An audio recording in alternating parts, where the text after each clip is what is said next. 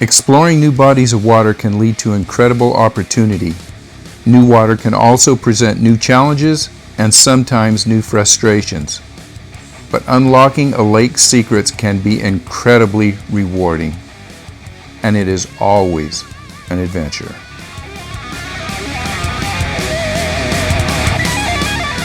Hi everyone, thanks for joining me. Today we head to a remote lake in Northern California. We'll be searching for some large bass. It's my first time on this particular lake, so join me as I share ideas and strategies on how I approach and hopefully efficiently break down a new body of water. Let's check out this brand new lake. You know, I wish I can tell you that all lakes fish exactly alike, but we know that that's not true. There's simply no one-size-fits-all cookie-cutter approach to fishing a new lake. Every lake is different. Every lake presents its own set of obstacles and challenges. The springtime strategy that I use is somewhat of a primal bare-bones approach. When I'm approaching a new lake, the first thing I do is try to determine at what phase the spawn the bass are in. Are they pre-spawn, active spawn, or post-spawn? Once I have that information, it's going to give me an idea of where to start looking for fish on that particular body of water. And we're going to get into that a little later in the video. Next, I'll choose a small number of standard baits. Bait choices should cover various sizes and colors that will imitate the most prevalent forage on the particular lake that I'm fishing. For this trip, I've chosen a bait rotation of 4 baits. The first bait is 4 to 6 inch worms, all standard colors. Second bait would be Arky style jigs, a 1/4 ounce to 1/2 ounce heads in colors that represent crayfish and bluegill. I have a wide variety of 3 to 6 inch paddle tail swim baits, and I'm going to be fishing these baits with a standard open hook lead head jig. I'll also carry a number of underspin and overspin applications to follow up on just the standard open hook. Last but not least, I'll always have an assortment of topwater baits, 3 to 6 inches in size, poppers, walking baits, whopper ploppers, and buzz baits. With this arsenal, I can cover top to bottom, fast to slow, and I can attract fish that may be in a variety of feeding moods.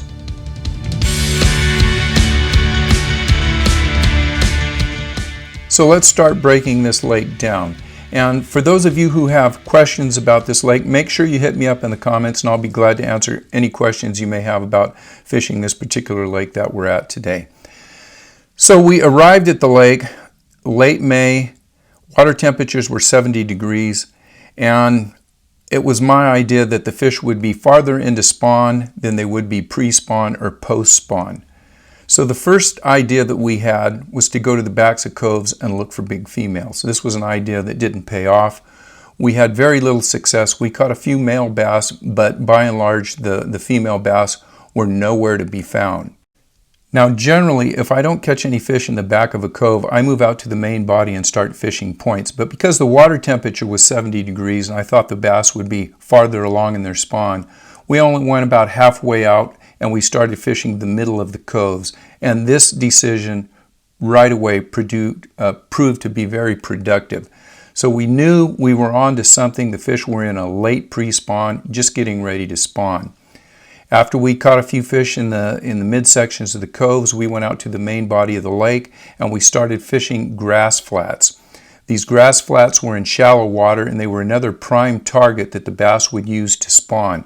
This was also a good decision because we caught lots of bass on these shallow, grassy flats on the main body of the lake. We continue building up our numbers on these shallow flats, and we also noticed that anywhere there was shallow water with shade around the edges was an extremely productive area. These were areas that were holding numerous fish. We continued working that pattern. We also noticed that the shallow flats were best at low light periods.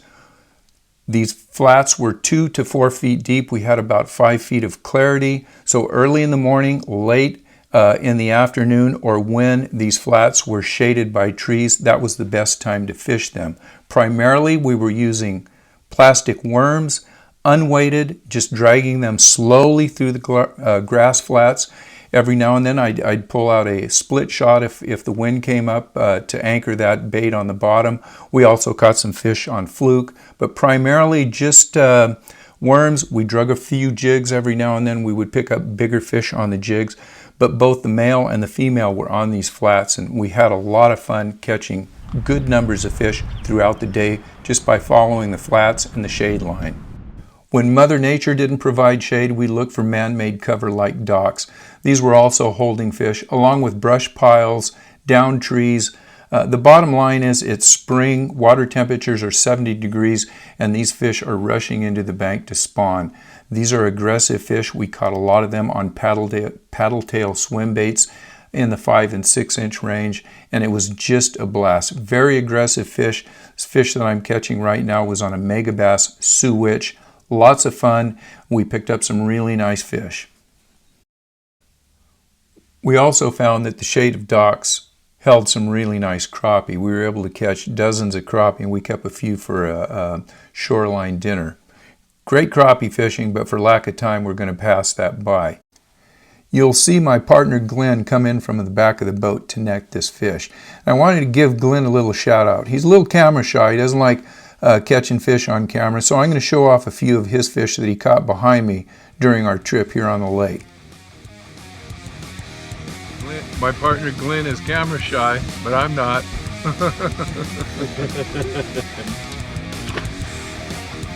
Half mine, baby.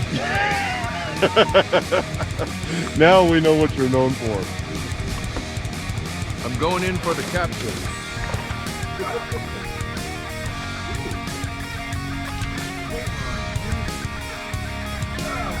Hey, look at that.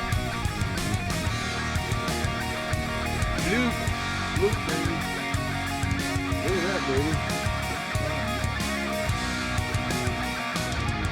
Yeah, there we go. Oh, that's beautiful.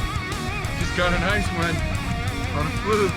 That's a backseat driver. Backseat driver. Oh. My shy partner. I might claim this one, Glenn.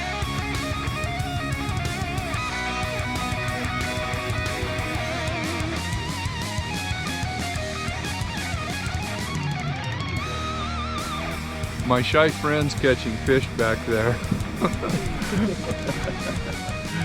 Nice job, Glenn. You'll notice that last fish that Glenn caught was a smallmouth bass, and we caught quite a few smallmouth. When we were on the main body of the lake and anywhere around rock, smallmouth were the prevalent fish.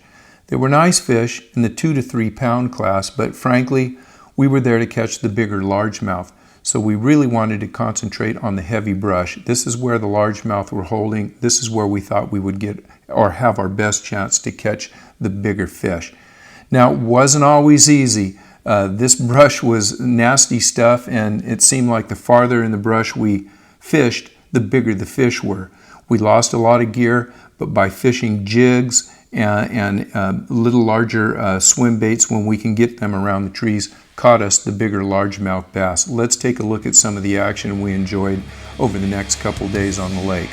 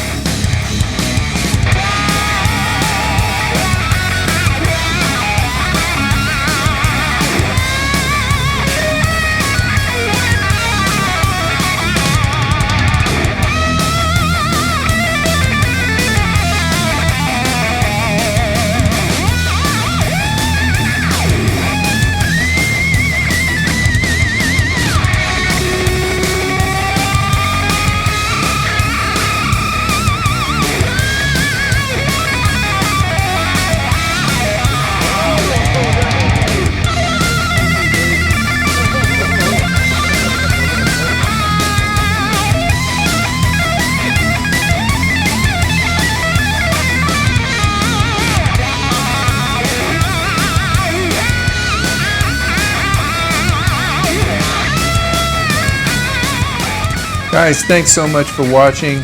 Good luck. I'll see you back on the Delta soon.